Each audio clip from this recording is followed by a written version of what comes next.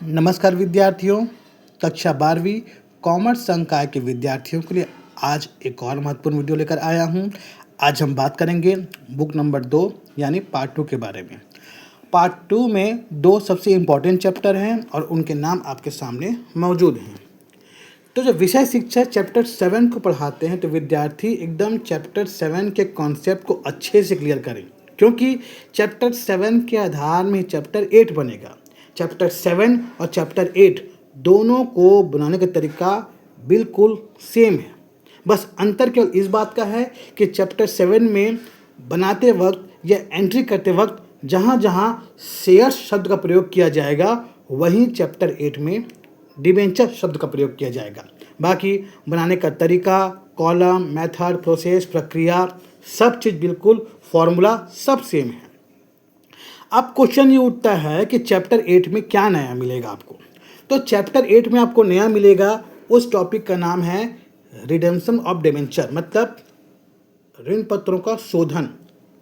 इससे संबंधित total 6 case है, आप देख सकते हैं। मतलब जब डिवेंचर्स होल्डर को उनका पैसा पेमेंट किया जाता है तो उससे संबंधित टोटल 6 केस होते हैं। 6 केस क्रिएट किए गए हैं और हर केस में प्रॉपर 2-2 एंट्री है, आप देख सकते हैं।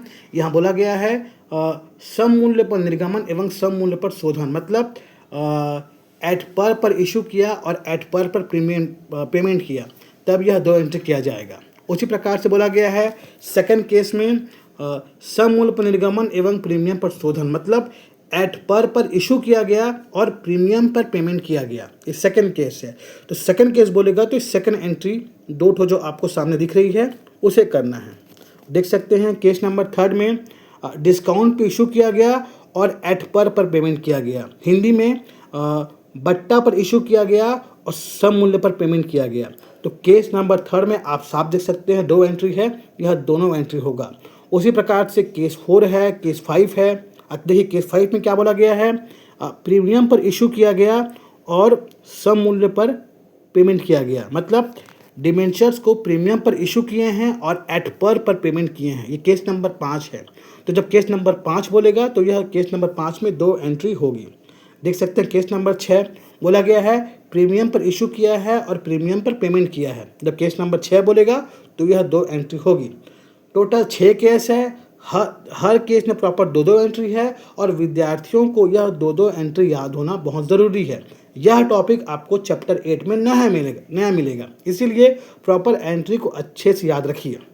और इसी में एक और टॉपिक है डिबेंचर में, जो नया टॉपिक है ये है डिबेंचर्स होल्डर्स को पेमेंट करने का एक और टॉपिक है, जहां पर डिबेंचर्स होल्डर्स को उनका ब्याज का पेमेंट किया जाता है, उनका टैक्स संबंधित अमाउंट पेमेंट किया जाता है और प्रॉफिट लॉस अमाउंट को ट्रांसफ़र किया जाता है।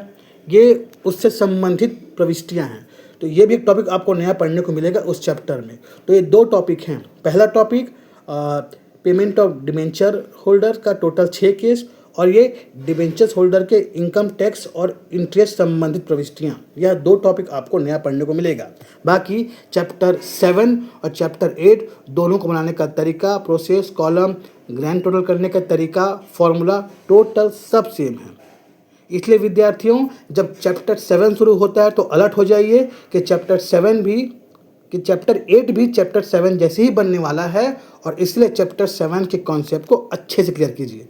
धन्यवाद विद्यार्थियों।